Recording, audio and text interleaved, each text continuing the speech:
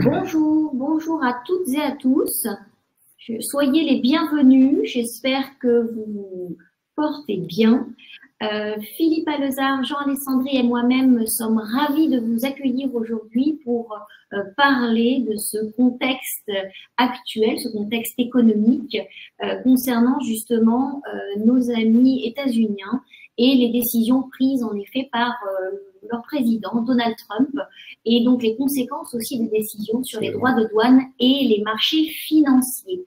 Avant toute chose, je souhaiterais pouvoir vous rappeler à tous que si vous avez des problèmes en termes de son ou de connectique, n'hésitez pas à favoriser Firefox pour vous suivre, puisque c'est aussi là où vous aurez une meilleure connexion. N'hésitez pas également à rafraîchir la page.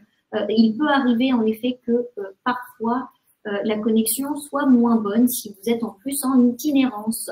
Voilà pour ces premiers propos d'introduction très technique. Je suis donc Émilie Bourrel, je suis secrétaire générale d'IFG Executive Education. Je gère également l'Institut de haute finance qui est dirigé par Philippe Sertine et dont les activités également sont développées par Philippe Alezard. Philippe, souhaites-tu nous donner peut-être un peu quelques nouvelles aussi de notre Institut de haute finance, sachant que tu travailles aux côtés de Jean Alessandri, notre directeur des programmes, pour ceux qui n'auraient pas eu l'occasion de rencontrer Jean. Merci beaucoup, je vois que Raji aussi réagit. Merci, nous sommes également en effet ravis de vous accueillir. Absolument, ravis de vous accueillir effectivement pour parler de ce moment un petit peu relativement important qu'on rencontre actuellement. Mais avant cela, oui, donc moi je suis Philippe Alezard. Je suis un ancien de l'Institut de haute finance, que j'ai été diplômé de l'Institut de haute finance il y a maintenant un certain nombre d'années. Trump n'était pas encore président du tout. J'ai deux activités. Ma première activité, je suis trader dans un fonds d'investissement, dans mon fonds d'investissement que j'avais créé à la suite de l'Institut de haute finance. Et je travaille effectivement avec Émilie, avec Jean, avec Philippe de Sertine au développement de l'Institut de haute finance. Institut de finance qu'on peut vous présenter là rapidement en quelques mots, même si Jean saurait le faire aussi bien que moi, puisque lui aussi est un ancien de ce bel institut et en charge des programmes. En tout cas, c'est un institut de haute finance qui a été créé par le président qui s'appelait, dont le nom m'échappe tout de suite, Pompidou, oui, pardon, le président Georges Pompidou, il y a maintenant un peu plus de 50 ans, et qui avait donc pour vocation de former les cadres dirigeants et de leur donner donc cette culture financière et cette culture économique. Donc l'institut, bien sûr, a évolué. Il est aujourd'hui dirigé par quelqu'un de bien connu, en tout cas quelqu'un qui a une pénétration médiatique relativement importante, Philippe de Sertine, qui est professeur et donc directeur de notre institut. Et on s'appuie sur le corps professoral de la Sorbonne, mais également le corps professoral propre de l'Institut de finance. Notre particularité, c'est de former les gens, mais pas exclusivement, bien sûr, dans un domaine purement universitaire, mais vraiment dans un domaine également lié à l'activité propre de la société, en très proche du terrain. Et on forme, c'est pour ça qu'on forme donc des cadres qui vont être vraiment très directement opérationnels, mais avec un très haut niveau de connaissance de l'économie et de la finance. Et donc aujourd'hui, c'est un réseau de plus de 1500 diplômés. Et parmi ces 1500 diplômés, certains auront probablement la chance de rejoindre un cercle un petit peu plus restreint qui s'appelle le cercle Turgot, puisque les anciens instituts de haute finance ont créé un prix qui est devenu maintenant le prix majeur en France, qui est un prix qui remet donc qui décerne le prix du Turgot, qui récompense le meilleur livre à caractère économique ou financier en France. Et c'est un prix qui existe depuis 38 ans. Le dernier a été remis, le 38e a été remis il y a quelques semaines de cela, et qui est systématiquement remis par le ministre de l'économie lors d'une grande fête économique et financière qui a lieu donc à Bercy. Voilà, pour présenter brièvement l'Institut de haute finance, en espérant n'avoir pas été trop bavard. Merci Philippe, merci beaucoup. Donc oui, en effet, des prestations de formation et également de conseils, puisqu'on se rend compte que la demande aussi de nos clients est aussi de les accompagner, de les conseiller. Je tenais juste à vous inviter vraiment et très chaleureusement à poster toutes vos questions, toutes vos réactions au fil de l'eau et au gré des sujets qui seront traités, puisque nous avons quand même là des sujets assez complexes. Je sais aussi que tu vas passer sur beaucoup de sujets complexes, donc surtout, n'hésitez pas. Je serai moi-même obligée de vous quitter à un moment, mais vous êtes en très bonne compagnie avec Jean et Philippe. Et donc, l'idée étant que tant Jean que moi puissions porter vos voix sur la base donc, de vos réactions et vos questions par le biais du chat. Jean, je te laisse la parole. Eh bien, bonjour à toutes et à tous. Donc, merci d'être venus si nombreux. Hein. Il y a énormément de monde connecté pour ce webinaire d'information concernant bien la politique de Donald Trump, la politique américaine 2025, qui est pour beaucoup un petit peu surprenante. Philippe, vous allez nous parler bien sûr des droits de douane, les fameux droits de douane. Vous allez nous parler certainement des taux d'intérêt, de l'inflation, la dette publique aussi américaine, les déficits, le déficit du commerce extérieur qu'ils ont. Mais avant tout, je pense que vous allez revenir un petit peu sur l'histoire de tout cela. Comment sommes-nous arrivés là, hein? Vous allez peut-être refaire un petit peu d'historique pour expliquer à nos internautes, eh bien, cette situation, elle prend son essence dans le passé, hein, tout simplement, et voir ensemble comment on a pu arriver à cette situation de 2025 aujourd'hui. Philippe, je vous laisse la parole.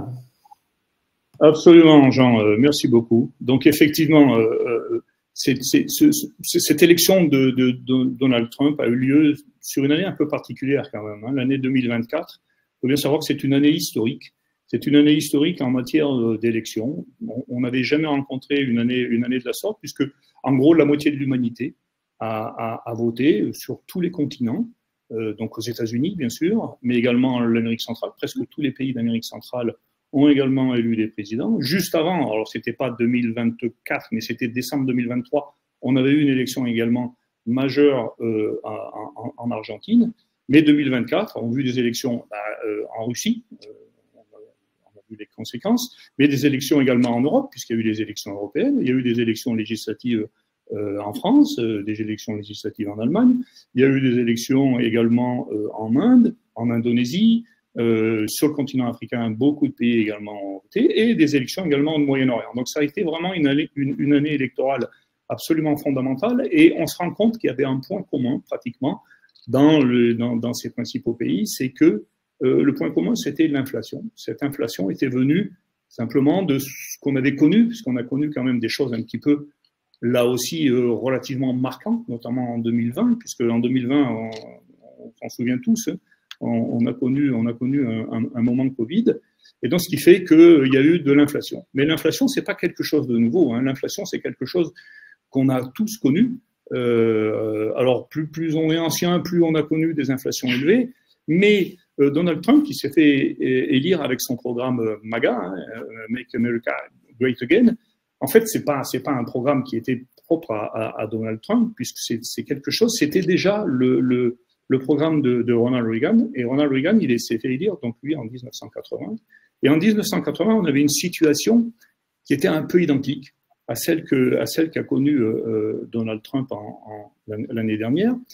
Simplement, la différence, c'est que 1980, alors c'est une lapalissade, ça suivait les années 80, suivait effectivement les années 70. Mais les années 70, en matière économique, ont des années qui ont été également extrêmement fondamentales, puisqu'il y a eu notamment un événement, l'événement qui avait été décidé d'une façon aussi un peu brutale par quelqu'un qui était un petit peu caractériel aussi à l'époque, hein, Richard Nixon.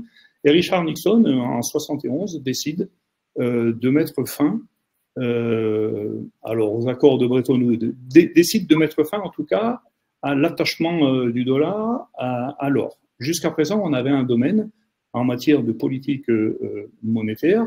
On avait effectivement différentes monnaies qui étaient fluctuées par rapport au dollar, mais le dollar, lui, était relié directement à l'or. Précédemment, dans les accords qu'on avait connus avant, il y avait effectivement toutes les monnaies étaient reliées directement à l'or, donc ce qui fait que on ne pouvait pas imprimer comme ça des billets comme on le fait actuellement parce que la monnaie était liée à la quantité d'or que chaque pays ou que chaque banque centrale détenait. Là, en 71, donc, Richard Nixon dit dans cette fameuse phrase, hein, le dollar, notre monnaie, votre problème, Richard Nixon se détache de l'or, détache le dollar de l'or, et dans le même temps, là aussi, il y a non pas des connivences, mais des pressions monumentales qui sont exercées par Richard Nixon auprès de la Banque centrale pour baisser les taux d'intérêt. Et à ce moment-là, donc, ils baissent effectivement les taux d'intérêt et ils se mettent à imprimer énormément de dollars. Et là, commencent effectivement des périodes inflationnistes qui vont être vraiment exacerbées à la fin des années 70, sous le mandat comment s'appelait-il? Je ne me souviens plus son nom. Enfin, c'était après Gerald Ford. Si, sous Jimmy Carter.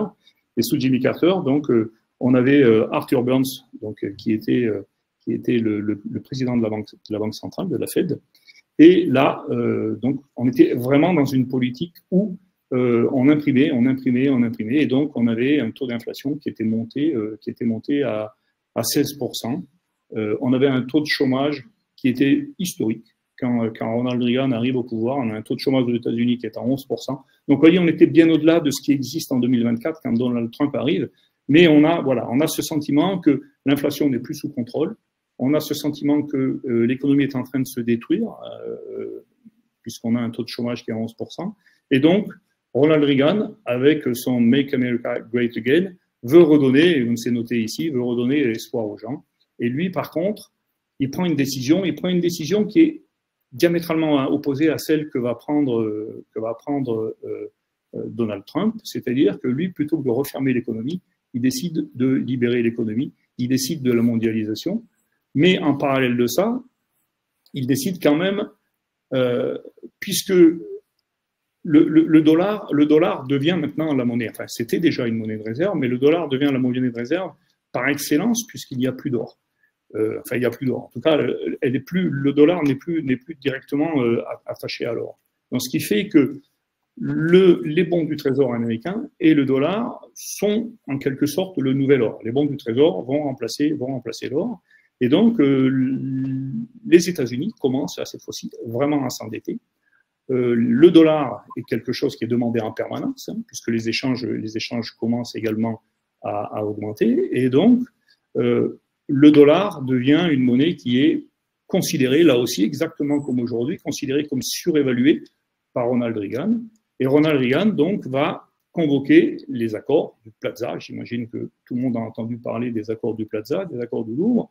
Là, à l'époque, donc, c'est en 85, Ronald Reagan va convoquer dans un hôtel à New York, le Plaza, va convoquer le G5. Le G5, à l'époque, c'est la France, c'est l'Allemagne, c'est le Japon, c'est le Royaume-Uni et ce sont les États-Unis. Voilà. Et en disant, messieurs, dames, enfin à l'époque il n'y avait que des messieurs, et notamment les patrons de banque centrale, en disant, on a un problème, le dollar est beaucoup trop surévalué, donc je vais vous demander de faire une action, et on va faire une action qui va être, par contre, une action qui va être vraiment cohérente. Vous allez, vous, banque centrale, vendre vos dollars et vous allez racheter vos propres monnaies. Donc, et ça s'adressait principalement à l'Allemagne et au Japon, qui étaient les deux gros pays exportateurs déjà à l'époque. Et donc, l'Allemagne et le Japon sont un peu sommés de vendre leurs titres et d'acheter massivement du Deutschmark et d'acheter massivement du yen. Et là, d'ailleurs, en quelques années, on voit effectivement l'explosion du yen et l'explosion du Deutschmark. Et là aussi, donc, le dollar, effectivement, se déprécie d'une façon relativement forte. Et le yen, par contre, lui, va augmenter d'une façon très, très forte, puisque le yen, juste avant les accords du Plaza, il fallait 246 yens pour un dollar. Après les accords du Plaza, 2 ans ou 3 ans après, il faut plus que 150 yens environ. Donc, vous voyez qu'on a une croissance du yen qui est vraiment exponentielle. Et d'ailleurs, ça va créer d'autres problèmes plus tard, hein, puisqu'on le voit les années 90. C'est les années où il va y avoir de la stagflation au niveau du Japon, puisque Le Japon, lui, va entrer dans une période où, cette fois-ci, son yen étant trop fort, donc il va y avoir énormément cette fois-ci, d'intervention de la Banque centrale japonaise, et on va rentrer justement dans ces baisses de taux continuelles et ces impressions de yen qui vont faire que le Japon va rentrer dans une stagflation qu'il connaît encore aujourd'hui, puisque le Japon a été même celui qui a été le premier à mettre en place des taux à 0%. Donc ça, c'est, voilà, il ouvre les marchés, il ouvre les marchés économiques, il ouvre les marchés, bien sûr, liés à tout ce qui est importation-exportation, et on crée l'OMC, l'Organisation mondiale du commerce, qui fait suite aux accords du GATT qui avaient eu lieu précédemment. Et là, l'OMC, donc, on va lancer, donc, notamment un certain nombre de pays, les pays en voie de développement, et c'est principalement les pays asiatiques. Et dans les pays asiatiques, c'est bien sûr la Chine qui saura en profiter en premier lieu. Donc, on voit qu'à la suite de cette intervention de Ronald Reagan, mais pas seulement Ronald Reagan, puisque en Europe aussi, on a de l'autre côté, on a la fameuse Margaret Thatcher, qui elle aussi se lance dans ces opérations-là. Alors on a un pays qui est un peu à part, puisque c'est la France.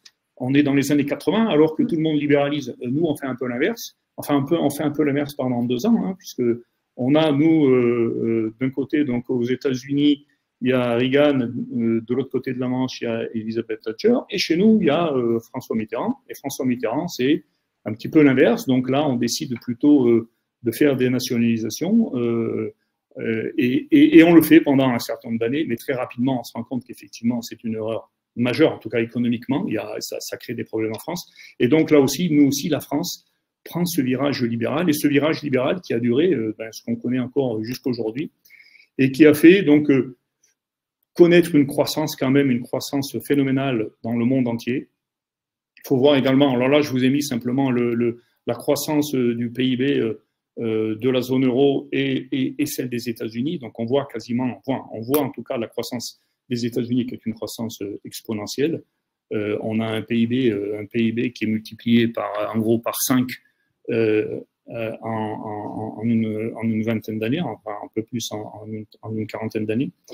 Et de l'autre côté, on est en 76, c'est la mort de Mao en Chine.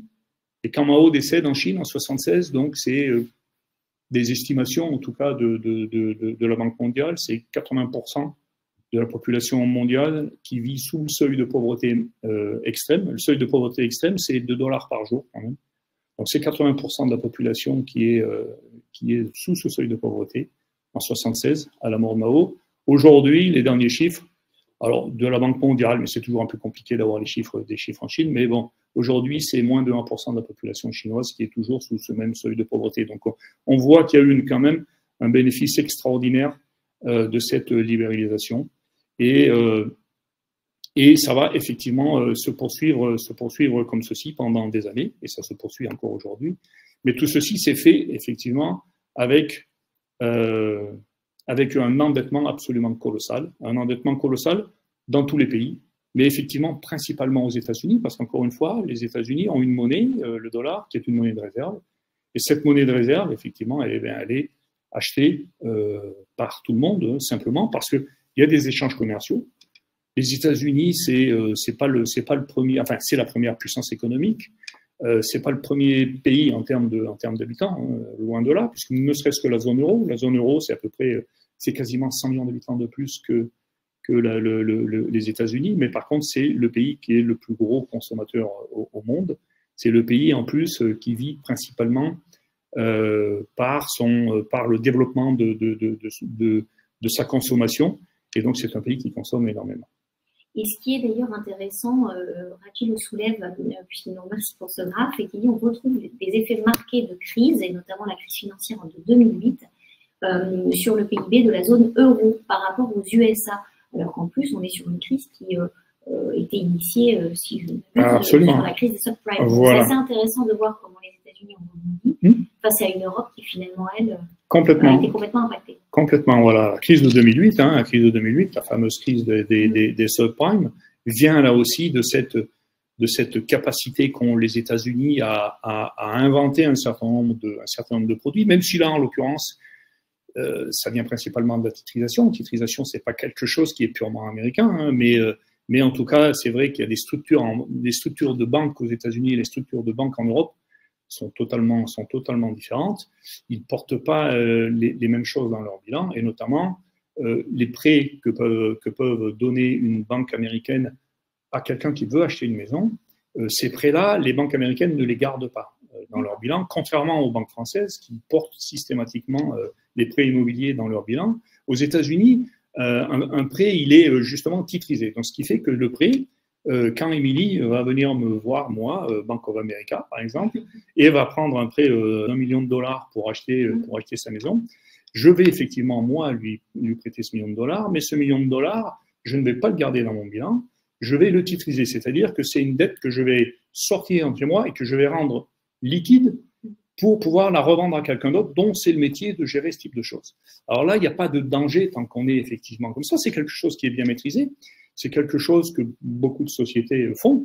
C'est pour ceux qui connaissent, c'est par exemple à notre échelle à nous, hein, une échelle de PME, c'est ce qu'on appelle du factoring en quelque sorte. Hein. C'est que moi, par exemple, j'ai un certain nombre de factures.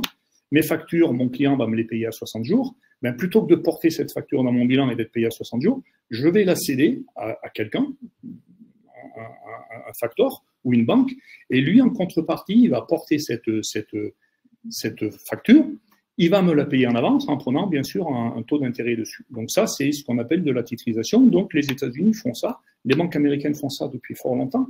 Simplement, là, on a, là aussi, alors, après, c'est toujours la même chose. On peut toujours débattre, est-ce que c'est l'économie, est-ce que c'est le politique, mais il y a à cette époque-là quand même un gros impact du politique, puisqu'on veut aux États-Unis qu'un maximum d'Américains puissent accéder à la propriété, et donc on va inventer des produits un peu dangereux pour que des gens qui n'étaient pas solvables puissent devenir solvables. Et c'est là que ça devient effectivement un peu dangereux. Et Souleymane nous pose la question, quel est l'impact de la politique actuelle de Trump sur la dette américaine? Parce que c'est vrai que là, en effet, elle nous est projetée, une dette with us. Mais du coup, quel est l'impact de la politique actuelle Alors, Souleymane, je vais vous demander d'être un petit peu, de garder un peu de patience. On va effectivement voir ça très rapidement. Effectivement, ça va être le sujet quand on va parler un petit peu des marchés financiers et des réactions de Trump face justement à la dette, non pas tant à la dette, mais face aux taux d'intérêt qui vont servir à financer cette dette. Et on va voir que là aussi, il y a de gros changements et que là aussi, les marchés financiers peuvent avoir une influence sur le politique, même si là, je vous disais il y a quelques secondes que c'était plutôt le politique qui a eu une influence sur l'économie, puisque quand on décide de dire aux Américains « je veux que tout le monde puisse accéder à la maison », eh ben, on rend des gens non solvables en faisant des prêts un peu particuliers, et ces traits qu'on a titrisés, là, effectivement, d'un seul coup, ça explose et ça ne fonctionne plus. Donc, les Américains ont réglé le problème en faisant une réglementation bancaire. Enfin, il y a eu une réglementation bancaire suite à ça, qui s'appelle BAL 3, qui est une réglementation qui, normalement, devait s'appliquer à toutes les banques. Mais bon, les Américains étant les Américains, ont dit, ouais, ben, les Européens vont continuer avec leur BAL 3. Nous, on va faire un petit peu ce qui nous plaît. S'ils ne sont pas d'accord, ils viendront nous le dire. Et s'ils ont un problème, on leur rappellera que nous, encore une fois, on a le dollar et qu'eux, ils ont l'euro, que c'est des choses un petit peu différentes. Donc, ce qui fait que BAL 3, voilà, BAL 3, mais là, ça a marqué justement une vraie différence. C'est que d'un seul coup, on a des banques européennes qui sont, entre guillemets, un peu surprotégées, donc pour lesquelles le délivrer du crédit devient très compliqué parce qu'on leur demande en face de chaque crédit, alors le crédit, on va le mesurer, on va lui donner une notation du triple A, du A, du double A, plus, moins, voilà. Et donc, en fonction du type de risque qui est alloué au crédit, on va demander aux banques de mettre des fonds propres ensemble, ce qui fait que faire du crédit, entre guillemets, risqué, par exemple, financer une société, c'est toujours plus risqué que de financer un État, même si on a vu que des États pouvaient rencontrer des problèmes, on a vu même ça en Europe. Mais en tout cas, c'est considéré, quand une banque, quand la BNP souscrit de la dette française, c'est considéré comme un risque nul. Donc, il n'a pas besoin de mettre des fonds propres en face du prêt qu'il va faire à la France. Par contre, quand il va prêter de l'argent, soit à Émilie pour acheter sa maison, oui, ou soit à moi pour financer ma société, d'un seul coup, là, il y a du risque. Et donc, on va lui demander de mettre des fonds propres ensemble. Et donc, c'est pour ça qu'ils sont un peu réluctants, parce que ça leur demande, ça leur coûte de l'argent, les banques, alors que les Américains ont une problématique totalement différente. Enfin, ils ont encore dérégulé, et là, ça fait partie justement également des nouveaux principes de Trump, c'est de déréguler encore un petit peu plus ce marché. Voilà. Donc, on va en revenir cette fois-ci effectivement au problème de Trump, parce qu'on a vu qu'effectivement les États-Unis se sont endettés. Il y a eu quand même deux crises majeures. On a connu donc en 2020 la crise du Covid, et on a connu malheureusement il y a maintenant quasiment 3 ans une guerre, la guerre en Ukraine. Et là, on se rend compte effectivement qu'à nouveau, donc les États-Unis se sont rendu compte qu'il y avait de l'inflation. Alors l'inflation, elle est venue effectivement d'un certain nombre de choses liées à la crise du Covid, mais pas que. Encore une fois, quand on fait un certain nombre de choses, il y a des conséquences. Et les banques centrales, depuis des années, et notamment depuis 2008, les banques centrales ont envahi les marchés de monnaie. Donc, on a injecté de la monnaie absolument partout. Et quand on injecte cette monnaie partout, eh ben, elle est faite, pour créer un petit peu de richesse, certes, puisqu'on le voit, hein, les PIB ont cru et continuent de croître. Mais à côté de ça, l'argent, la quantité de monnaie sur les marchés croît plus vite que le PIB. Et d'ailleurs, on le voit dans la dette. Ne serait-ce que si on prend la dette des États-Unis, qui aujourd'hui est de 36 000 milliards, le PIB des États-Unis, c'est pas 36 000 milliards. Le PIB des États-Unis, c'est un peu moins de 30 000 milliards. Donc on voit qu'il y a plus d'argent, ne serait-ce que sur la dette, il y a plus d'argent qu'il y a de création de richesse. Donc cet argent, il est bien quelque part. Et cet argent qui est quelque part, eh ben, il va aller servir à créer, à former un certain nombre de bulles. Et on a vu donc les bulles qui se sont portées, notamment sur le marché actions, puisque le marché actions, là, il y a une croissance du marché actions, notamment aux États-Unis, absolument phénoménale. Et également, donc, il y a une bulle, effectivement, dans l'immobilier dans tous les pays. On a connu cette bulle immobilière, on l'a connue en France, on l'a connue en Europe, on l'a connue aux États-Unis, on l'a connue énormément en Espagne, jusqu'à ce qu'elle explose également, avec tous les dégâts qu'elle a pu faire. Donc cet argent, quand il est imprimé, il va quelque part, hein, globalement. La nature a horreur du vide, et ça s'applique également pour la partie financière. Donc ce qui fait que l'ami Donald Trump, quand il est arrivé, avec son programme de nouveau MAGA, lui, il s'est dit, voilà, ce qui s'est passé avant, ça fonctionne pas. La preuve, ça crée de l'inflation, à part que l'inflation, quand lui, il arrive en 2024, l'inflation aux États-Unis, elle est à 3,6. Je vous rappelle que quand Ronald Reagan arrive, l'inflation, elle est à 16%. Donc on est très très loin de tout ceci. Les taux d'intérêt, effectivement, ont dû monter. Les taux d'intérêt ont monté pour essayer de juguler cette inflation. Mais les taux d'intérêt sont montés donc aux États-Unis à un petit peu moins de 5%, à 4,75%. Quand Ronald Reagan arrive au pouvoir, que Paul Volcker arrive à la Banque centrale, les taux d'intérêt de la Banque centrale américaine montent à 20%. Donc vous voyez qu'on est vraiment dans des considérations totalement différentes. Mais malgré tout, aujourd'hui, Trump va faire le constat suivant. Les États-Unis s'endettent beaucoup trop, et les États-Unis s'endettent pourquoi? Parce qu'il achète trop de produits. Pourquoi il achète trop de produits? Parce que son dollar est surévalué. Donc, ça tue son industrie, puisqu'il n'arrive pas à vendre ses produits, puisque la production va coûter trop cher. Ça bénéficie à tous les gens qui exportent vers les États-Unis, et globalement, tous les gens exportent vers les États-Unis, on le voit, même l'Europe. L'Europe est très exportatrice, principalement l'Allemagne, l'Italie et les Pays-Bas, la Chine, bien sûr. Et donc, lui, simplement, il se dit, ben voilà, il y a un problème là-dessus. On est les dindons de la farce, ça nous coûte trop cher, et en plus, au-delà de ça, c'est nous qui protégeons le monde entier. Donc nous, on a des dépenses militaires qui sont beaucoup trop élevées.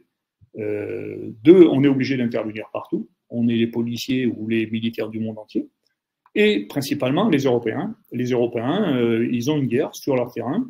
Et les Européens, encore une fois, j'essaie de vous traduire la pensée de Donald Trump. Hein, je vous traduis par la mienne. Et donc il dit, mais voilà, les Européens, ils ont une guerre chez eux. Et c'est moi, Américain, qui dois venir, c'est moi qui dois dépenser, c'est moi qui dois faire les investissements. les investissements en missiles, en avions, en formation, et les Européens n'en font pas. Donc ça suffit. Donc maintenant, moi, je perds mon industrie, je m'endette pour vous, il va falloir changer ça, et il va falloir que vous payiez tout ça. Donc, il met en place un plan, l'ami Donald Trump. Et Donald Trump, il peut paraître un petit peu farfelu. Je ne sais pas si cet homme est farfelu, mais en tout cas, bon, c'est nécessairement quelqu'un de relativement brillant, parce qu'il est quand même à la tête de la première puissance économique du monde.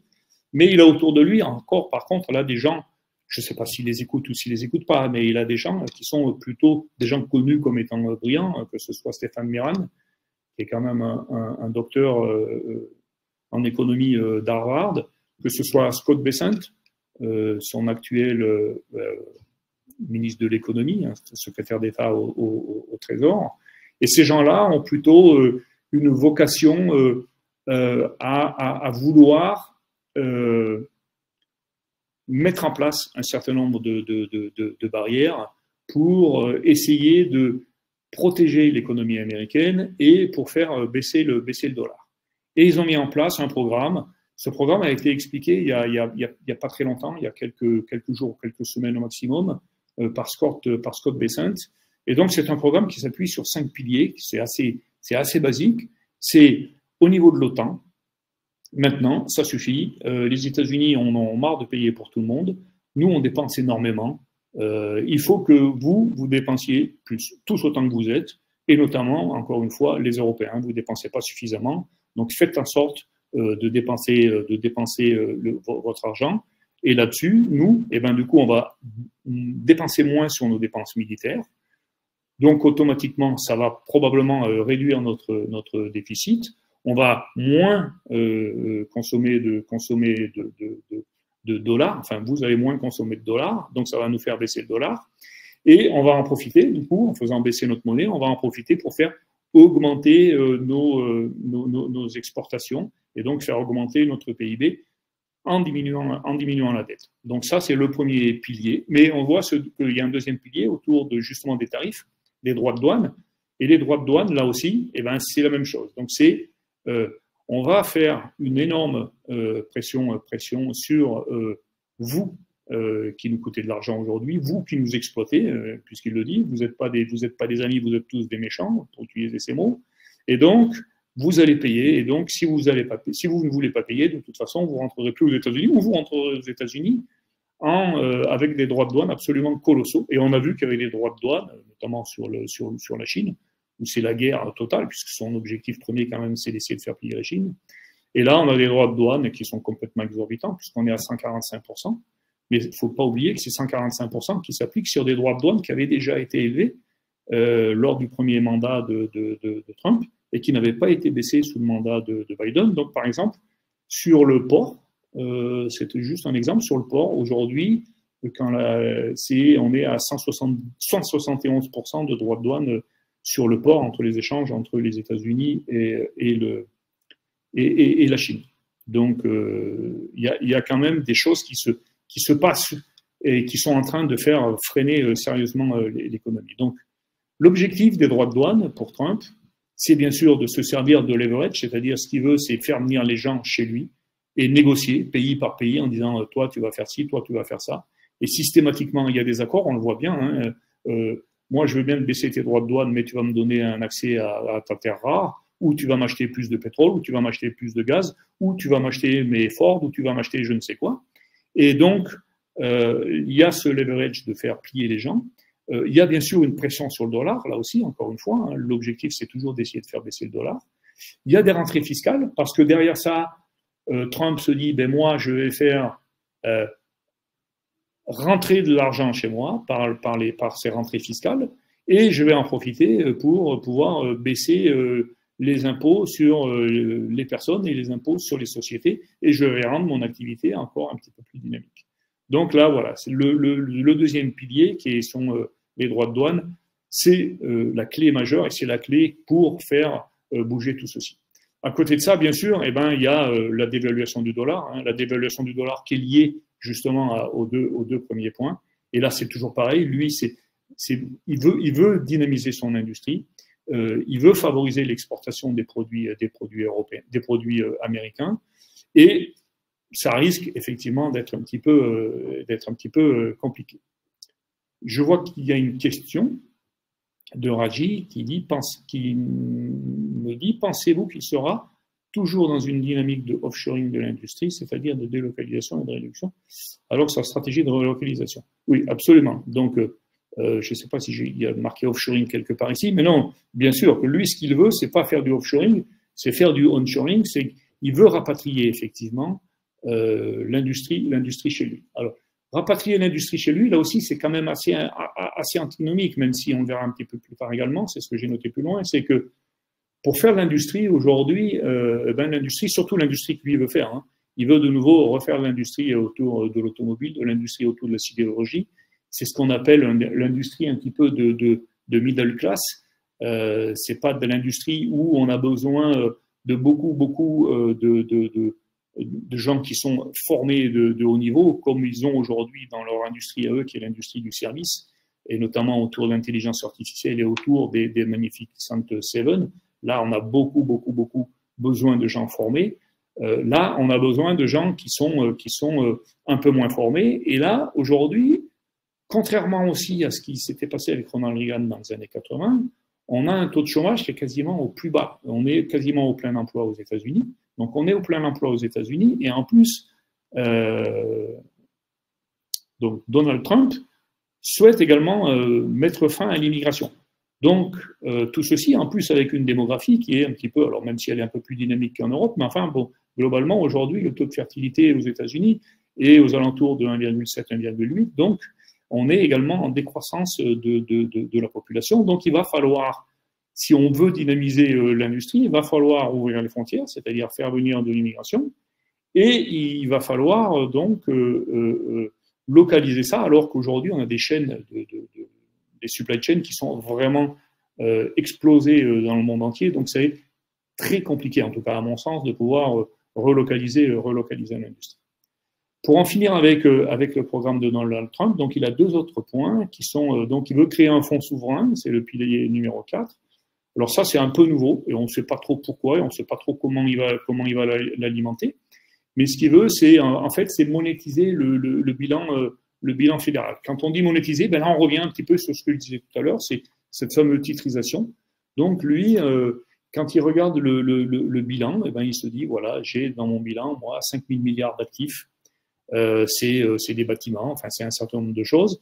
Et ben ces 5 000 milliards d'actifs, je vais les entre guillemets, je vais les titriser, je vais les monétiser, et ça va me faire de l'argent. Et cet argent, je vais le mettre dans un fonds souverain. Je vais le mettre dans mon fonds souverain. Je vais l'alimenter également avec les revenus qui vont venir de mes droits de douane, avec de l'or, puisque l'or aussi, lui, ça a été une des premières choses qu'ils ont mis en place également, c'est d'aller voir dans les coffres de la Banque centrale si l'or qui était censé y être y était bien. Et il veut également réévaluer le stock d'or et cette différence, il veut également la mettre dans un fonds souverain. Ils ont saisi un certain nombre de bitcoins. Là aussi, ils veulent les alimenter, mettre tout ceci dans un fonds souverain. Et ce fonds souverain, il devrait servir effectivement à alimenter la recherche, à alimenter d'autres actifs américains, à pouvoir prendre part sur des actifs en dehors des États-Unis et également à relancer l'infrastructure aux États-Unis. Sur le fond, ça paraît plutôt intelligent, mais comment le créer, ça risque d'être quelque chose d'un petit peu plus compliqué. Oui, Philippe, si je puis me permettre, il y avait une question de Souleymane tout à l'heure sur l'impact de la politique de Donald Trump sur la dette publique américaine. Oui. Est-ce que vous pensez que le vieillissement de la population américaine aujourd'hui, puisque bien il y a une population plutôt vieillissante, vous l'avez rappelé, il y a une politique migratoire qui devient plus stricte aujourd'hui aux États-Unis, donc un rajeunissement improbable, on va dire. Tout ça, ça va générer effectivement des dépenses de sécurité sociale, de santé, etc. Est-ce que vous ne pensez pas que ça va encore creuser cette politique de Donald Trump, encore plus la dette? C'est effectivement la crainte. Alors bon, on peut en parler, je voulais le traiter un petit peu plus loin dans tout ceci, mais bien sûr que des craintes sont faites là-dessus. Donc sur le creusement de cette dette liée au vieillissement de la population. Les États-Unis sont comme nous, même si jusqu'à présent ils avaient une politique migratoire relativement dynamique. Si cette politique migratoire, ils l'arrêtent comme ils souhaitent l'arrêter, c'est certain que les États-Unis vont à nouveau se rendre compte qu'il y a un problème de dette. Et au-delà du problème de dette, il va y avoir un problème de financement de la dette, puisque à force de jouer comme il le fait aujourd'hui, notamment avec le dollar, on voit qu'il y a déjà un certain nombre de pays. D'ailleurs, il suffit de regarder ce qui se passe. Alors, bien sûr, le mouvement est parti avant Trump. Il suffit de regarder ce qui se passe sur l'or, qui a atteint des sommets comme on n'a jamais vu. Ils ont passé les $3 000 l'once d'or. Donc, il y a des craintes aujourd'hui sur ce que veut faire Donald Trump avec le dollar. Et automatiquement, donc, la dette continue d'augmenter et c'est le financement de la dette qui continue d'augmenter. Donc, les déficits sont des déficits colossaux aux États-Unis, puisque le déficit budgétaire, c'est 1800 milliards. Et ce déficit, il faut le financer systématiquement. Donc là, effectivement, ça va poser des vrais problèmes. Et on va voir, et on a vu déjà que les marchés financiers vont faire infléchir, ça a déjà été le cas, vont faire infléchir Donald Trump. On l'a vu dans ses réactions suite à l'augmentation des taux d'intérêt, qu'il a fait des choses, qu'il est revenu en arrière, pas officiellement, mais en disant bon, on va mettre un petit mouchoir sur les taux d'intérêt là pendant 90 jours. C'est la réaction suite aux marchés financiers. Et les marchés financiers ont dit oh là là, attends, ce que tu es en train de faire, ça ne nous plaît pas.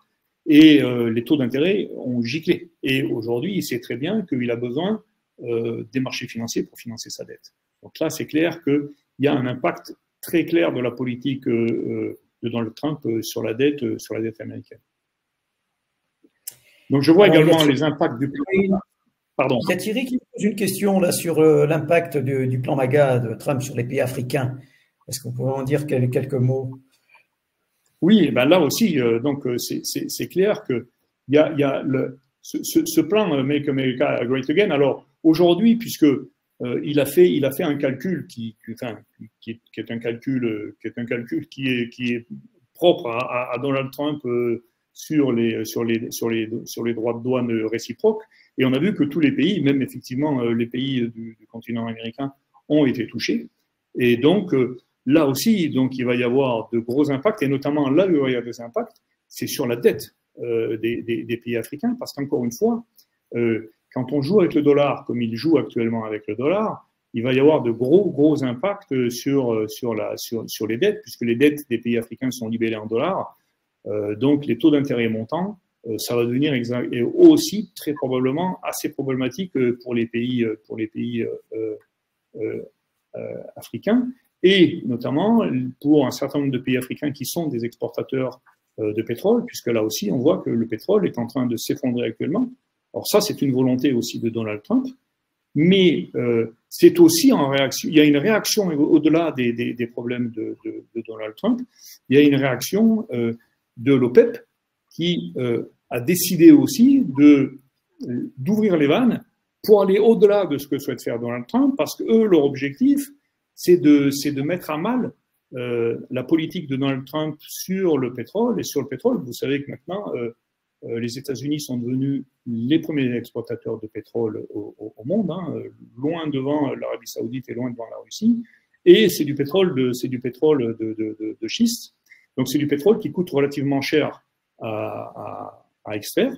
Et donc on sait qu'effectivement l'équilibre se trouve aux alentours de 60-70 $ le baril. Là aujourd'hui on est passé sous les 60 $, et l'OPEP veut continuer à attaquer et a décidé donc de faire baisser le prix du pétrole, pour pouvoir justement lui aussi se servir de ce levier-là pour aller discuter avec Trump, pour pouvoir les contrer sur la partie liée aux droits de douane.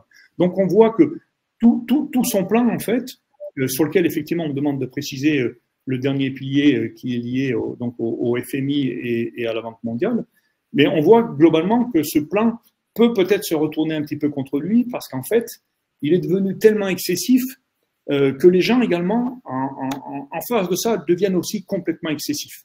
On le voit avec la Chine, mais on le voit avec l'OPEP, qui l'OPEP dit, ben ouais, nous aussi tu veux nous taxer, ben nous on va te faire du mal, et nous on sait comment on peut te faire du mal, on peut te faire du mal en fermant tes explorations. Parce qu'une exploration, si le pétrole descend à 50 $ ou à 40 $, c'est sûr que le gaz et le pétrole américain en termes d'exploitation, il va y avoir beaucoup de fermetures. Donc, mon cinquième pilier, pardon, je suis un peu bavard, mon cinquième pilier, donc l'explication, c'est simplement que là, ça fait partie de ce qu'il appelle son anti-wokisme. Lui, il juge que le FMI et que la Banque mondiale ont dévié des fondamentaux qui étaient les leurs.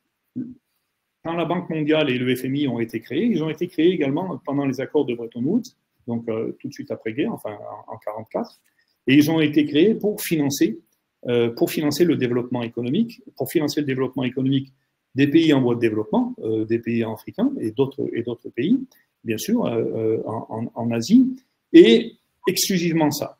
Aujourd'hui, on voit qu'effectivement, la Banque mondiale et le FMI vont associer à leur politique de prêt, vont y mettre un certain nombre de choses liées à la condition féminine, liées au climat, liées à un certain nombre de paramètres qui sont des paramètres que Donald Trump et son équipe exècrent. Donc, il est en train de dire, et là, il fait une forte pression sur le FMI en disant, c'est simple, il va falloir que vous reveniez à vos fondamentaux, et vos fondamentaux, c'est pas de financer je ne sais quel machin woke, donc je ne sais quel pays, mais c'est de financer exclusivement le développement. Donc, ne mettez pas de l'énergie verte là-dedans, mais développez un pays et faites uniquement ce que vous avez à faire. Et surtout, aujourd'hui, la Chine, qui a rejoint l'OMC et le FMI en 2001, si mes souvenirs sont bons, l'OMC est toujours vu comme un pays en voie de développement. Et étant un pays en voie de développement, alors que c'est quand même la deuxième puissance économique du monde.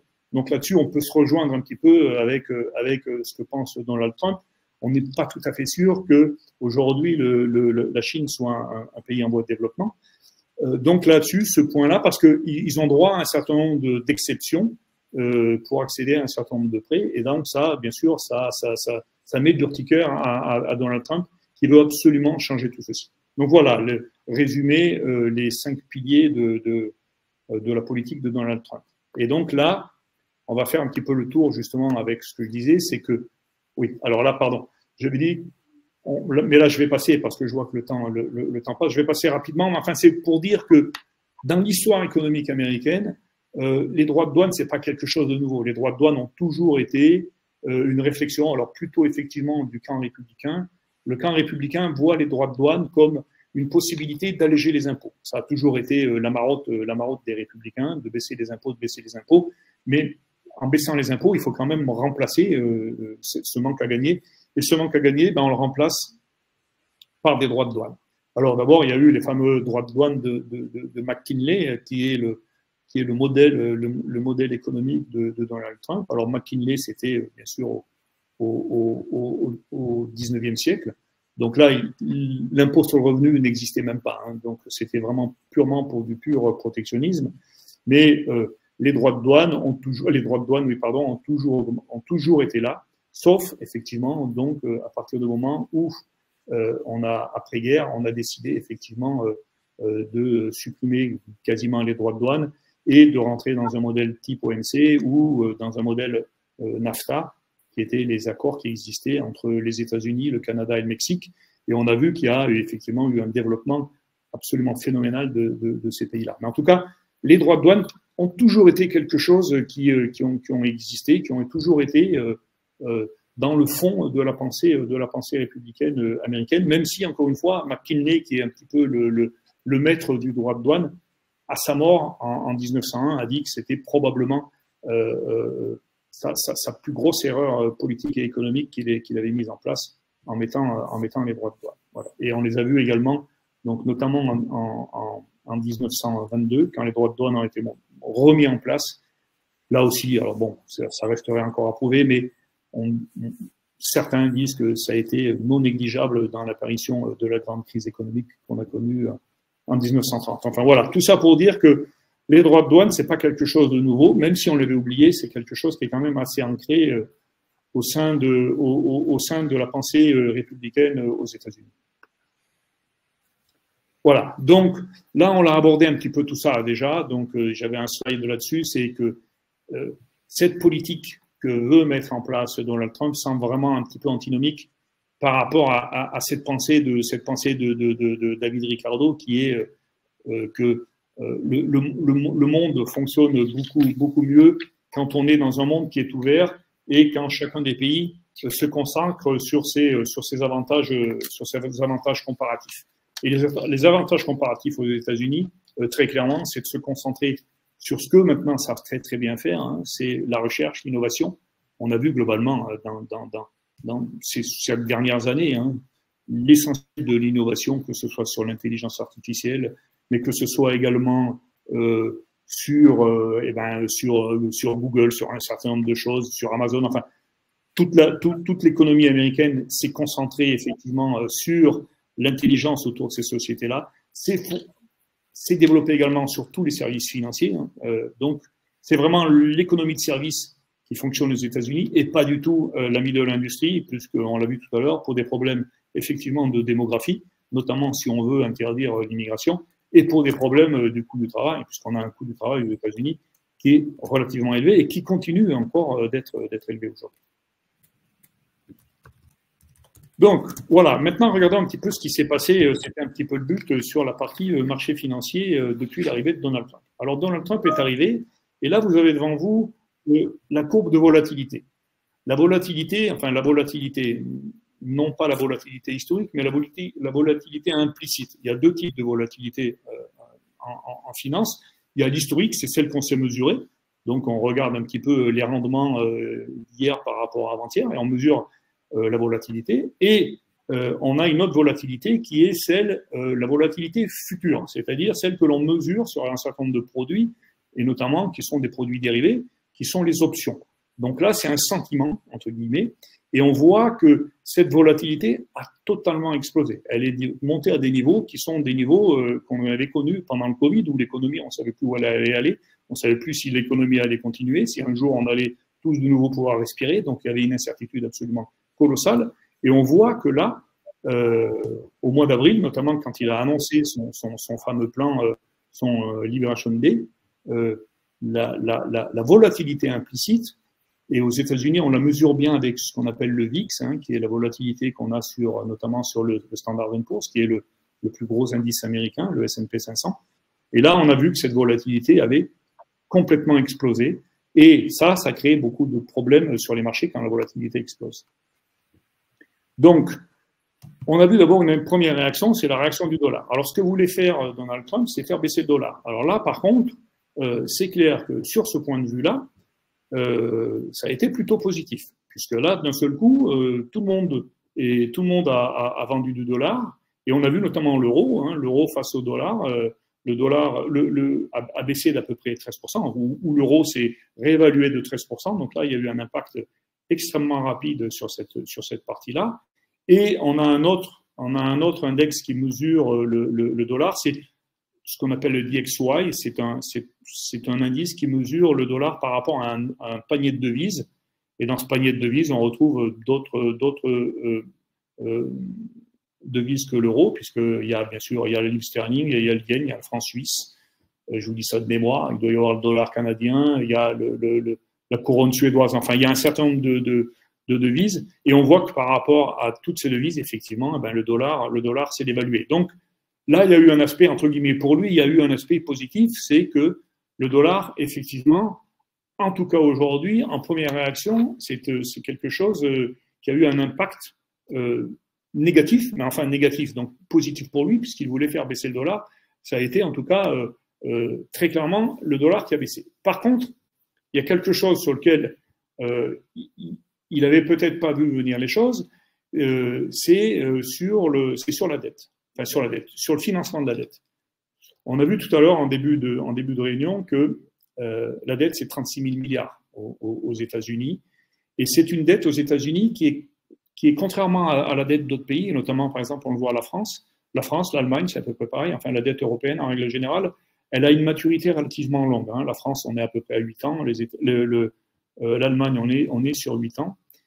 Aux États-Unis, la dette, elle est structurée un petit peu différemment, notamment à cause des Treasury Bills, des bons du Trésor, qui sont énormément achetés, parce qu'aujourd'hui, puisque le dollar est une monnaie de réserve, en règle générale, les marchés, en théorie, devraient s'équilibrer quand vous n'avez pas une monnaie de réserve. Si vous êtes un gros exportateur, ben vous allez beaucoup envoyer vos marchandises, par exemple, prenons le cas de la Chine. La Chine envoie énormément de marchandises aux États-Unis. Et donc, ce faisant, la Chine va se retrouver avec un certain nombre de monnaies, va avoir du dollar, et ce dollar, bien sûr, il va le revendre, puisque lui, chez lui, il ne se sert pas de dollar, il se sert du yuan. Et donc, il va vendre en permanence son dollar pour acheter ses yuan, et il va ainsi faire monter son yuan, puisqu'il va y avoir beaucoup d'achats du yuan. Et donc, petit à petit, le yuan va monter, le dollar va se baisser, et automatiquement, ça va se rééquilibrer, et les marchés doivent s'équilibrer comme ceci. Le problème, c'est qu'avec le dollar, ça ne fonctionne pas parce que c'est une monnaie de réserve. Donc, ce que fait la Chine, c'est qu'au lieu, quand il récupère énormément de dollars, au lieu de le transformer en yuan, ben, ce qu'ils font, c'est qu'ils ne le transforment pas en yuan, ils vont s'en servir, puisqu'ils financent leur dette en dollars, ils vont s'en servir pour acheter des bons du Trésor américain. Et donc, en faisant ça, ce qui fait que les dollars ne sont jamais vendus, et c'est pour ça que le dollar continue toujours d'augmenter, parce que ce soit la Chine ou que ce soit les autres pays qui sont exportateurs vers les États-Unis, vont transformer une grosse partie de leur dollar en bons du Trésor. Donc, ce qui fait que c'est la raison pour laquelle on dit que les États-Unis, entre guillemets, peuvent se financer quasiment gratuitement, puisque tous les gens veulent acheter leurs bons du Trésor. Mais par contre, ça fait monter le dollar, puisqu'on ne vend jamais le dollar, puisque le dollar, il est transformé en bon du Trésor. Je schématise, mais voilà, c'est à peu près ce que vous avez. Et là, qu'est-ce qui s'est passé? Quand Donald Trump a annoncé son Liberation Day, on a vu qu'effectivement, le dollar s'effondre, mais d'un autre côté, on a vu que cette fois-ci, c'est la dette, enfin le rendement de la dette qui s'est mis à exploser. Puisque le rendement de la dette, avant le Liberation Day, la dette américaine à 10 ans, ça c'est le bon à 10 ans, il était à 3,8 et il est monté au-delà de 4,5. Quand vous passez de 3,8 à 4,5, ça fait en nominal une augmentation de 0,7, mais 0,7 sur 3,8, vous voyez, ça fait 18% d'augmentation.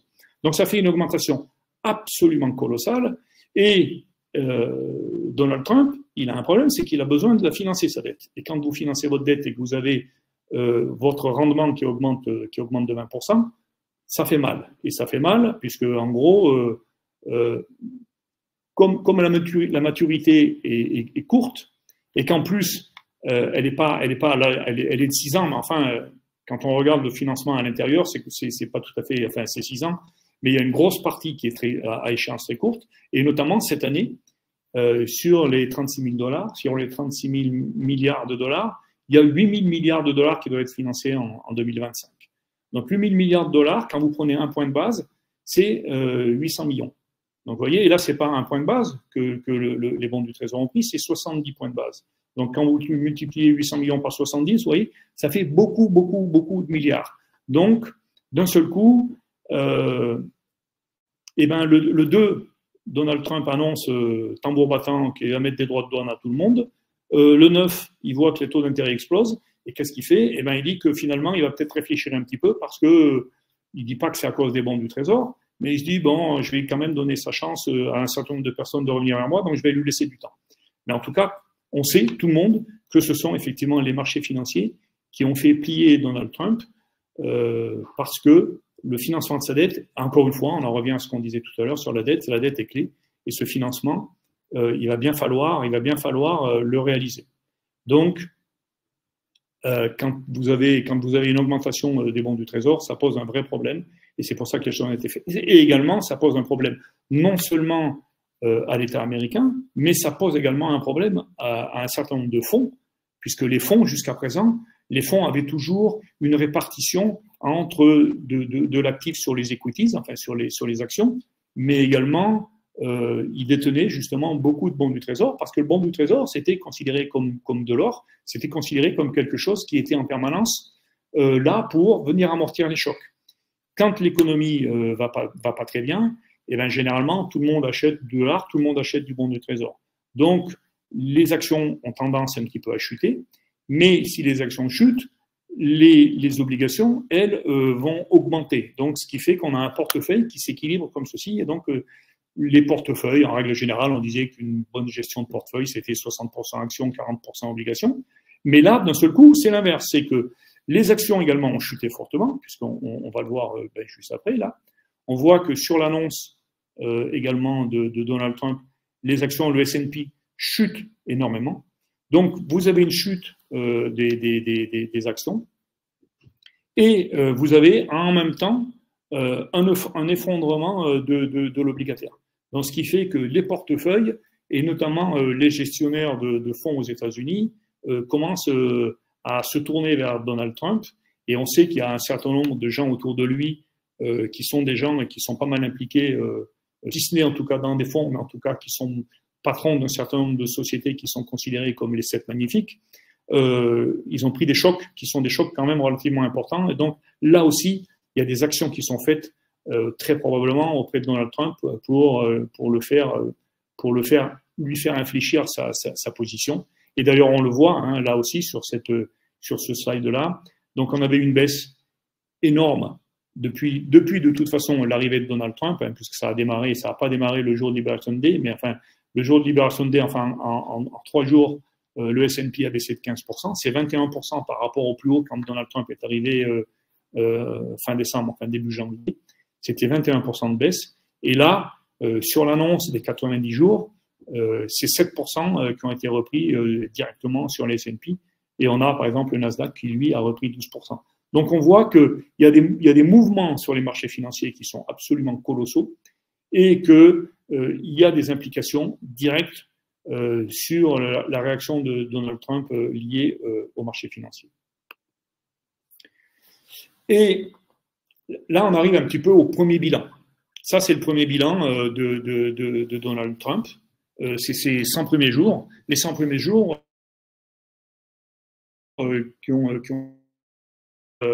les États-Unis ont annoncé leur PIB.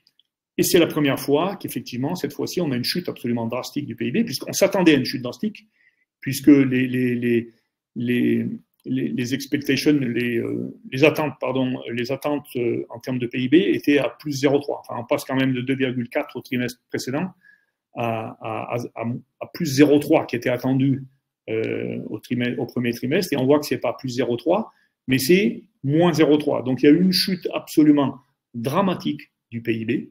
Alors, même si Donald Trump avait dit qu'au départ, il faudrait prendre un peu patience, que ça allait arriver, mais enfin, personne n'attendait à ce que les États-Unis aient un PIB négatif, et un PIB négatif qui a été précédé déjà d'une décroissance du PIB. Donc, on peut dire que techniquement, les États-Unis entrent en récession, mais surtout, lié à cette chute du PIB, on le voit sur le petit graphe juste en dessous, encore une fois, les bons du Trésor se sont mis à monter. Donc, les bons du Trésor montent, l'économie est en train de se contracter.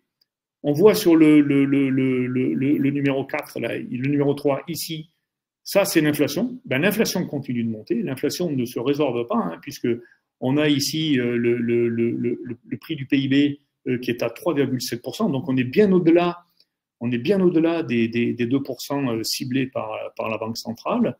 Et on a, là on le voit aussi, donc ça c'est une des conséquences de cette récession attendue aux États-Unis, mais probablement en tout cas d'un recul, si ce n'est une récession, d'un recul des économies mondiales. Donc on a une chute énorme du pétrole. Donc on risque de rentrer dans une période qu'on appelle la fameuse stagflation. C'est la période qui est la pire pour tout le monde, et notamment pour les patrons de banque centrale.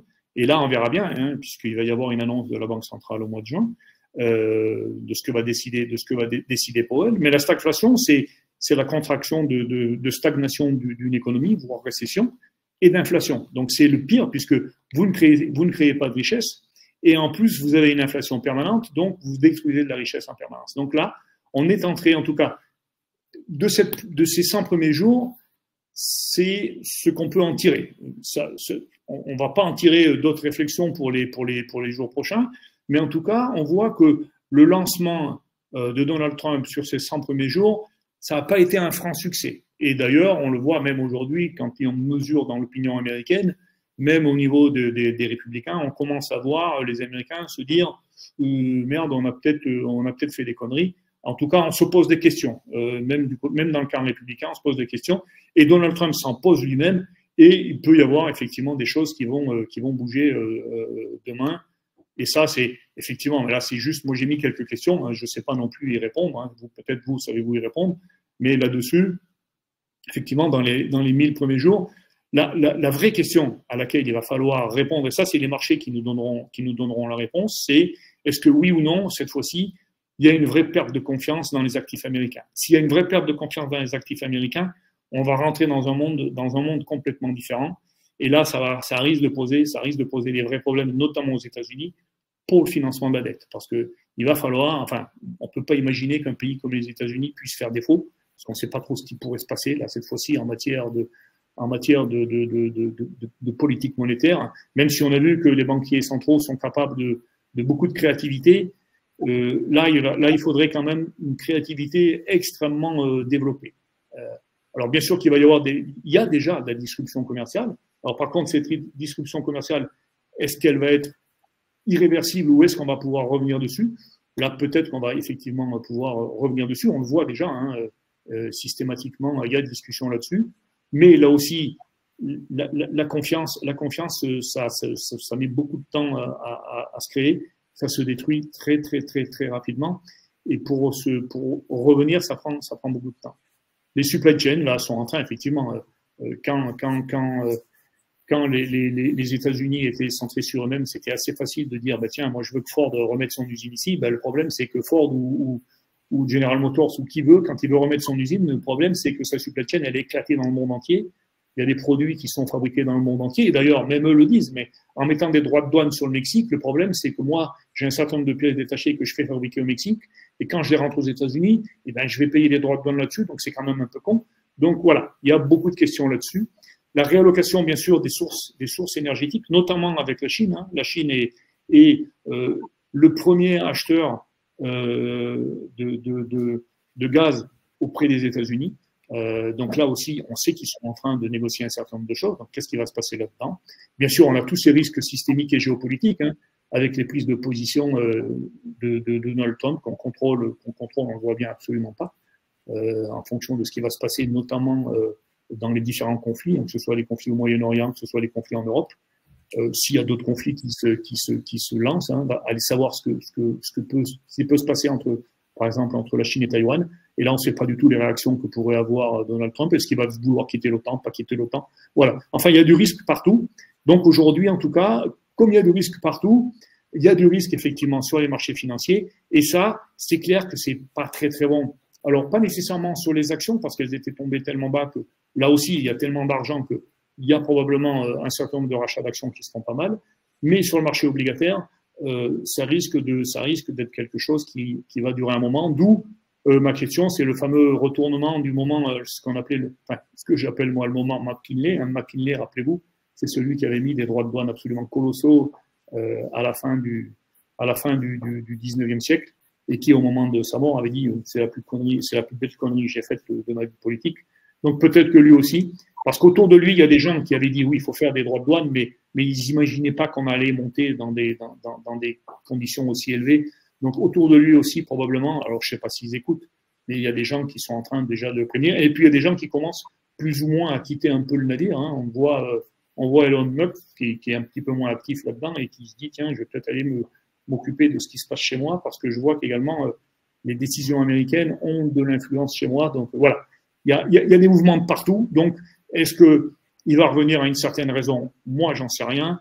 Mais en tout cas, il y a une chose qui est sûre, c'est que sur les marchés financiers, il va se passer des choses et que les gens qui travaillent, et c'est mon cas, les produits dérivés, et notamment les options, il y aura beaucoup à faire dans les semaines et les mois à venir. Voilà. Et je crois que c'est ce qui conclut effectivement ma présentation. J'espère n'avoir pas été trop aussi chaotique que Donald Trump. Merci, voilà. Merci Philippe pour j'espère que vous m'entendez, Philippe. Merci pour cette présentation et tous ces détails. Alors c'est vrai que la question qu'on peut se poser, c'est est-ce que cette situation à l'issue des 100 premiers jours, est-ce que ça va perdurer? Est-ce qu'elle était pensée? Est-ce que c'était réfléchi? Est-ce que le phénomène de l'inflation qui était à prévoir était réfléchi? Est-ce que la volatilité des marchés financiers s'était également réfléchie? Est-ce que les tensions sur les chaînes d'approvisionnement que l'on peut voir, est-ce que c'était réfléchi? Est-ce que la réduction finalement des échanges mondiaux aussi, est-ce que c'était tout ça anticipé et qu'on va aller vers quelque chose de plus normal? Ou bien c'est une politique un peu erratique, hein, qui part un peu dans tous les sens, sorte de Big Bang, mais qui pourrait nous amener à une situation conflictuelle encore plus grave dans les mois qui viennent. Voilà, c'est un petit peu ça. Et c'est vrai que c'est pas du tout évident d'y répondre aujourd'hui. Ça, c'est clair. Voilà. En tout cas, un grand merci, Philippe, pour cette présentation très détaillée, très technique aussi. J'espère que nos internautes ont bien pris des notes. Alors, ils recevront bien sûr dans leur boîte mail la présentation qui a été faite. Ils pourront revoir la vidéo, bien évidemment. Hein. Donc, n'hésitez pas aussi. Je m'adresse à nos amis qui nous écoutent à nous faire part de vos commentaires sur cette présentation, bien sûr.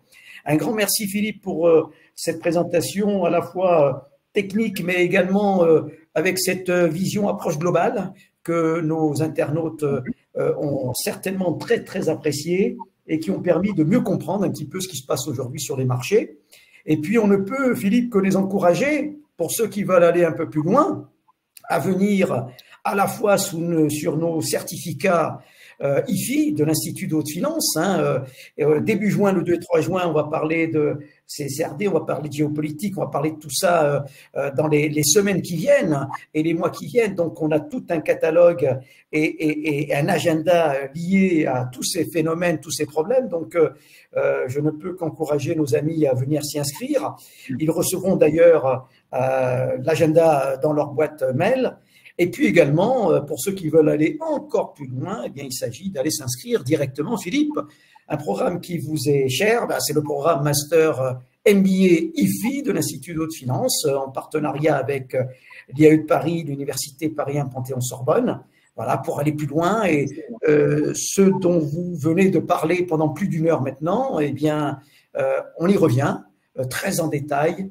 Tout au long de ce programme, et ça permet effectivement de mieux apprécier ce qu'est finalement la haute finance, Philippe, hein, la haute finance qui rejoint, il ne faut pas l'oublier, la stratégie. Hein, c'est interconnecter tout ça, stratégie, finance et économie, bien sûr.